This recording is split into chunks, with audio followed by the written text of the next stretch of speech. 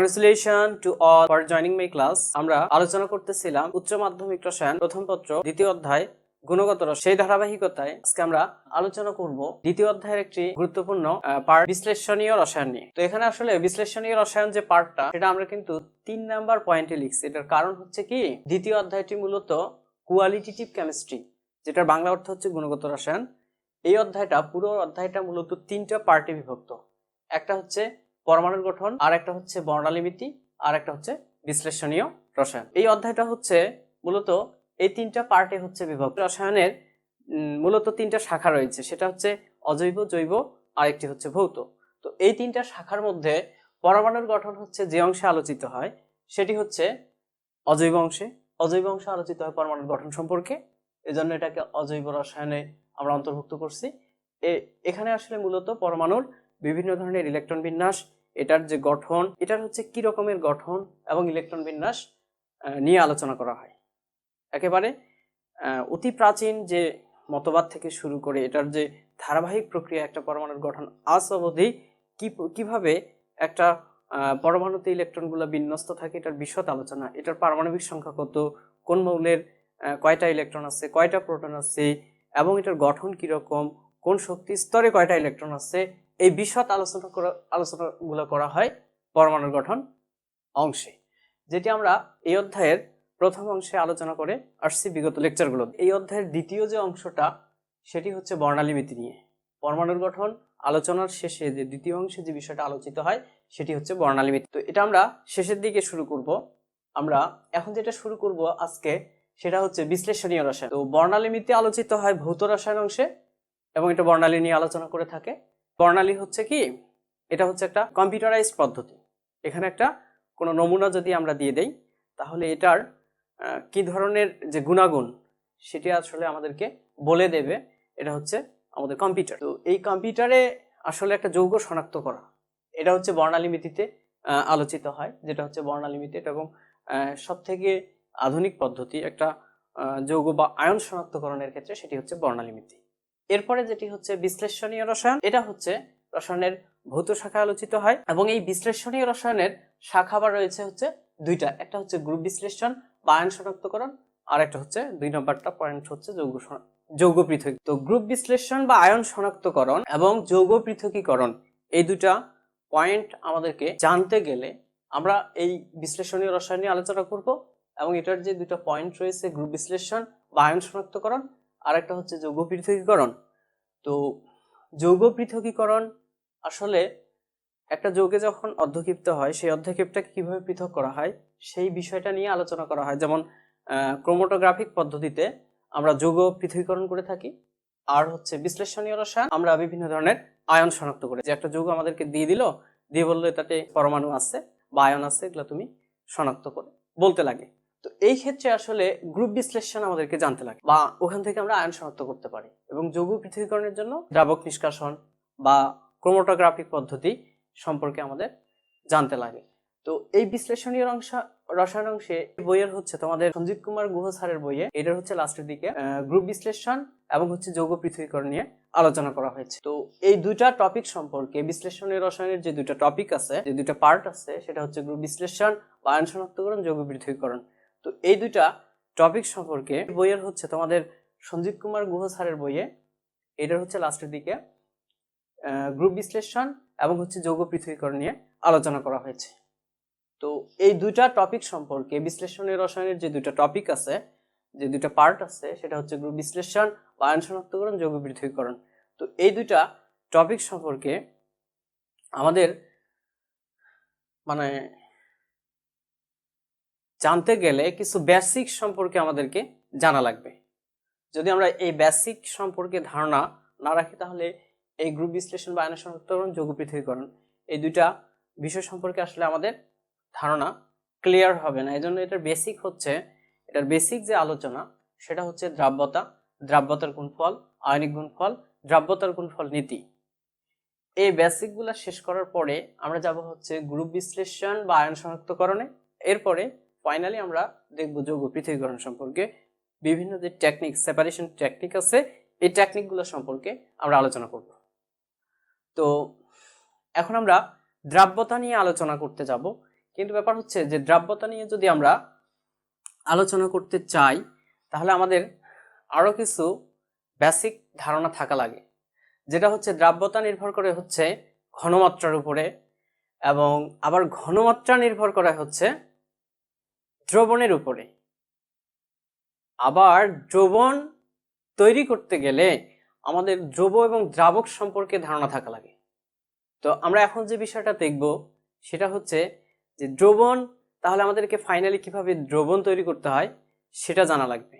দ্রবণ তৈরি করা যখন আমরা শিখে ফেলবো এবং বুঝবো যে দ্রবণ কিভাবে তৈরি হয়, তখন সেখান থেকে আমরা ঘনমাত্রা বুঝতে পারবো। আর ঘনমাত্রা বুঝলে, ঘনমাত্রা বোঝার পর সেখান থেকে আমরা দ্রাব্যতা বুঝতে পারবো। সো আমরা এখন দেখব যে আসলে দ্রবণ কিভাবে তৈরি হয়। তো দ্রবণ মূলত তৈরি হয় দ্রব এবং দ্রাবক মিলে। তো দ্রব এবং দ্রাবক মিলে যে শুধু দ্রবণ তৈরি হয় তা কিন্তু না। দ্রব এবং দ্রাবক যখন আমরা একটা পাত্রে মিশ্রিত করব তখন আসলে তিন ধরনের ঘটনা ঘটে। একটা হচ্ছে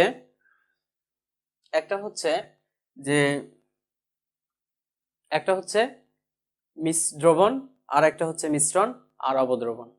তো এখন এই বিষয়টা আমরা ব্ল্যাকবোর্ডে দেখব যে আমরা কি করলাম, একটা পাত্র নিলাম।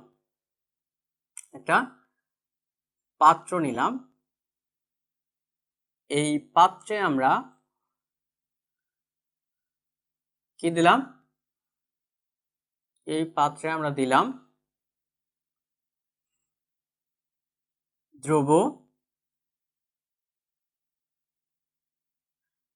আর হচ্ছে দ্রাবক।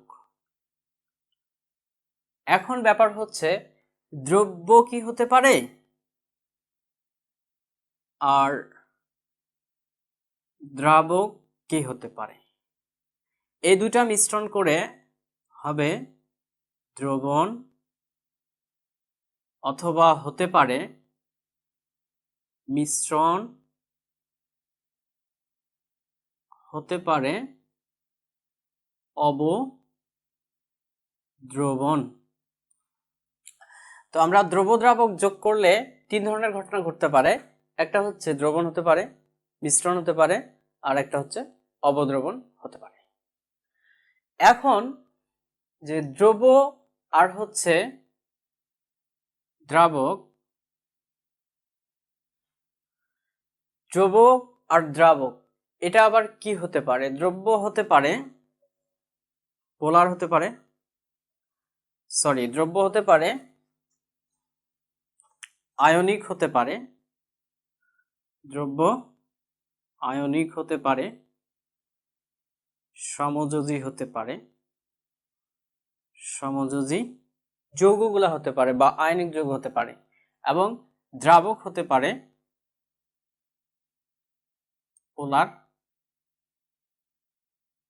আর হচ্ছে অপোলার। এখন ব্যাপার হচ্ছে দ্রাবক হতে পারে পোলার আর অপোলার, দ্রব্য হতে পারে আয়নিক আর সমযোজী। এই দুই প্রকারের দ্রব্য। এখন আয়নিক যৌগের মধ্যে আমরা যদি ধরে নেই তাহলে হতে পারে সেটা হচ্ছে সোডিয়াম ক্লোরাইড, এটা দ্রব্য হতে পারে। এরপরে হচ্ছে সমযোজী, এটা হচ্ছে তোমার অ্যামোনিয়াম ক্লোরাইড, বা হচ্ছে সোডিয়াম ক্লোরাইড, বা হচ্ছে অ্যামোনিয়াম ক্লোরাইড হতে পারে। এটা হচ্ছে দ্রব্য হতে পারে সোডিয়াম ক্লোরাইড বা হচ্ছে অ্যামোনিয়াম ক্লোরাইড, এই দুইটা হতে পারে দ্রব্য। এবং দ্রাবক কি হতে পারে? দ্রাবক হতে পারে পানি, তারপিন, তেল।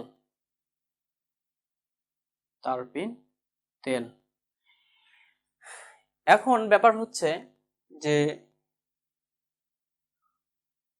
পানি এবং তারপিন তেল এটা হচ্ছে দ্রাবক হতে পারে। এখন ব্যাপার হচ্ছে আয়নিক, যেটাতে হচ্ছে একটা সোডিয়াম আয়ন, একটা হচ্ছে পজিটিভ প্রান্ত, একটা নেগেটিভ প্রান্ত থাকে, একটা পজিটিভ প্রান্ত, একটা নেগেটিভ প্রান্ত থাকে, সেটাকে আমরা আয়নিক যৌগ বলি। এখন পোলার আর অপোলার এই বিষয়গুলো আসলে নেক্সট অধ্যায়ে আলোচনা করা হচ্ছে। দ্রাবক পোলার হতে পারে কখন, আর কখন অপোলার হতে পারে। তো পোলার আসলে কখন হয়, পোলার আসলে বুঝতে গেলে আমাদেরকে যে যেমন পানি হচ্ছে একটা পোলার যৌগ।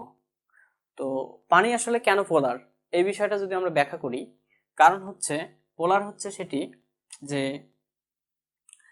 যেমন পানির ক্ষেত্রে আমরা বলি পানি কেন হচ্ছে পোলার যৌগ, পানিকে একটা পোলার যৌগ বলা হয়। কারণ হচ্ছে পানি কেন পোলার যৌগ এটা যদি আমরা বলি, কারণ হচ্ছে যে পানিতে আছে কি অক্সিজেন আর পানিতে আছে হাইড্রোজেন। তো দুইটা হাইড্রোজেন আছে। তো এখানে কি হয় যে অক্সিজেনের তড়িৎ ঋণাত্মকতার মান কিন্তু হচ্ছে 3.5, হাইড্রোজেনের তড়িৎ ঋণাত্মকতার মান হচ্ছে 2.1। তো এখানে দেখা যাচ্ছে যে অক্সিজেনের তড়িৎ ঋণাত্মকতার মান হাইড্রোজেন অপেক্ষা বেশি হয়। এটা একটা হচ্ছে সমযোজী যৌগ। তো এই সমযোজী যৌগের বন্ধন গঠন হয় আসলে ইলেকট্রন শেয়ারের মাধ্যমে। এরা নিজের ইলেকট্রন দিয়ে বন্ধন গঠন করে ইলেকট্রন শেয়ারের মাধ্যমে।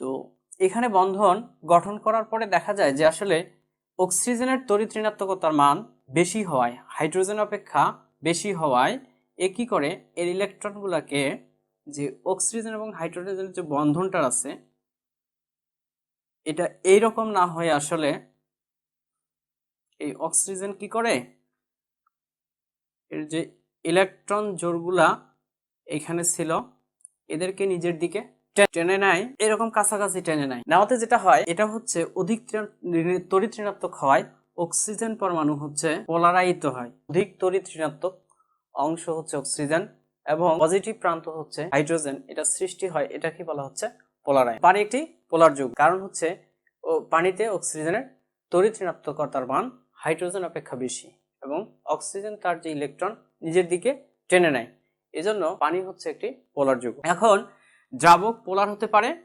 অপোলার হতে পারে। পোলার অপোলার আমরা নেক্সট পরবর্তী অধ্যায়ে আলোচনা করব।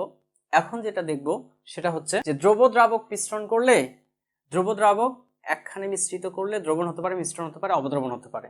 তো কখন মিশ্রণ হবে, কখন দ্রবণ হবে, কখন অবদ্রবণ হবে, এই বিষয়টা বুঝতে গেলে আমাদের যে বিষয়টা সম্পর্কে ধারণা থাকা লাগে সেটা হচ্ছে যে ম্যাক্রোস্কোপিক আরেকটা হচ্ছে মাইক্রোস। তো ম্যাক্রোস্কোপিক যে আসলে কি, যেটি হচ্ছে আমরা চোখে দেখব, চোখ দিয়ে দেখব, একটা গ্লাসে চিনি আর পানি নিয়ে আমরা চোখে পর্যবেক্ষণ করব, সেটাই হচ্ছে ম্যাক্রোস্কোপিক, মানে হচ্ছে ভার্চুয়াল ভাবে দেখা, সেটাই হচ্ছে ম্যাক্রোস্কোপিক ভাবে কোনো একটা দ্রবণকে চোখে দেখা, সেটাই ম্যাক্রোস্কোপিক বোঝায়। আর হচ্ছে মাইক্রোস্কোপিক বা অণুবীক্ষণ যন্ত্র দিয়ে আমরা যখন দ্রবণটাকে দেখব তখন সেটাকে বলা হচ্ছে মাইক্রোস্কোপ। যখন আমরা চোখে দেখব যে সেটি হচ্ছে সমশত। এই সমশত আসলে কি মিনিং করে? সমশত হচ্ছে আমরা যদি চিনি এবং পানিকে এখানে মিশ্রিত করি, মিশ্রিত করার পর দেখব যে সেখানে চিনিটাকে পৃথক করার মতো কোনো অবস্থা নাই। দ্রাবককে একটা দ্রব্য যোগ করার পর সেই দ্রব্যটাকে যদি সেখান থেকে পৃথক করার মতো আর কোনো মানে হচ্ছে যে দ্রব্য অবশিষ্ট না থাকে বা সেটা সম্পৃক্ত একটা দ্রবণ হয়ে যায়, তাহলে সেটাকে আমরা সমশত বলতে। তো দ্রবণ কখন হবে? যখন আমরা একটা যে দ্রব্য দ্রাবক যোগ করার পরে মাইক্রোস্কোপিক ভাবে চোখে আমরা দেখব সেটি হচ্ছে সমশত অবস্থায় রয়েছে, এবং এটাকে অণুবীক্ষণ যন্ত্রে যদি আমরা দেখি যে সেটি হচ্ছে কি, যে সেটি অণুবীক্ষণ যন্ত্রে যখন একইভাবে দেখব, দেখেও যদি সেটিকে সমশত মনে হয় তাহলে সেটি আমরা দ্রবণ বলতে পারি। এবং মিশ্রণ কখন বলবো? মিশ্রণ বলবো যখন হচ্ছে ম্যাক্রোস্কোপিক চোখে আমরা দেখব যে হচ্ছে অসমশত এবং আমরা অণুবীক্ষণ যন্ত্র দিয়ে দেখব যেটা হচ্ছে অসমশত, তখন আমরা বলতে পারবো যে ওই দ্রবণটা হচ্ছে আসলে ওই মিশ্রণটা, ওটাকে তখন আমরা মিশ্রণ বলবো। এবং অবদ্রবণ কখন হবে? অবদ্রবণ হবে যখন এটাকে চোখে আমরা দেখব সমশত, চোখে আমরা দেখব সমশত, চোখে আমাদের দেখলে মনে হবে যে দ্রবণটা আসলে দ্রবীভূত এবং দ্রবণ মনে হবে, বাট দ্রবীভূত মনে হবে, বাট এটা মাইক্রোস্কোপিক অণুবীক্ষণ যন্ত্রে যখন দেখব তখন সেটাকে অমিশ্রিত মনে হবে, এটা হচ্ছে অসমশত মনে হবে, অসমশত মনে হবে, তখন সেটাকে আমরা বলবো অবদ্রবণ। আমরা এতক্ষণ দেখলাম যে আসলে দ্রব্য দ্রাবক মিশ্রণ করলে কি হতে পারে, দ্রব্য দ্রাবক কি আসলে, এই বিষয়টা নিয়ে আলোচনা করলাম, এবং দ্রব্য দ্রাবক মিশ্রিত করলে যে দ্রবণ হয়, তো এই বিষয়টা আমরা জানলাম। এর পরবর্তী লেকচারে আমরা দেখব যে দ্রবণের থেকে ঘনমাত্রা কিভাবে হয়। একটা দ্রবণের ঘনমাত্রা থেকে 3 ধরনের দ্রবণ পাওয়া যায়। সেটা হচ্ছে, একটা দ্রবণ হলে 3 ধরনের দ্রবণ হতে পারে। সেটি হচ্ছে সম্পৃক্ত দ্রবণ হতে পারে, আর একটা হচ্ছে অসম্পৃক্ত দ্রবণ হতে পারে, আর একটা অতিপৃক্ত হতে পারে। তো ওই সম্পৃক্ত যে দ্রবণটা হবে সেটাই হচ্ছে আমাদের একটা ম্যাক্সিমাম ডিউরেশনে আমরা কি পাবো, যে একটা ম্যাক্সিমাম দ্রব্য যোগ করার ফলে একটা ঘনমাত্রা পাবো। ওই ঘনমাত্রাটাই হচ্ছে আমাদের দ্রাব্যতা। তো ওইখান থেকে আমরা ঘনমাত্রা থেকে আমরা দ্রাব্যতা আলোচনা করব। দ্রাব্যতা আলোচনা করার পর সেখান থেকে আমরা দ্রাব্যতার গুণফল, এরপরে ফাইনালি আমরা আলোচনা করব আয়নিক গুণফল এবং দ্রাব্যতার গুণফল নীতি আলোচনা করব। দ্রাব্যতার গুণফল নীতি প্রয়োগ করে আমরা দেখব যে একটা দ্রব্য বা একটা দ্রবণে কখন অর্ধকে পড়বে, কখন অর্ধকে পড়বে না, এই বিষয়টা আলোচনা করব। তো এতক্ষণ আমাদের সাথে থাকার জন্য তোমাদের সকলকে ধন্যবাদ। আজ এ পর্যন্ত।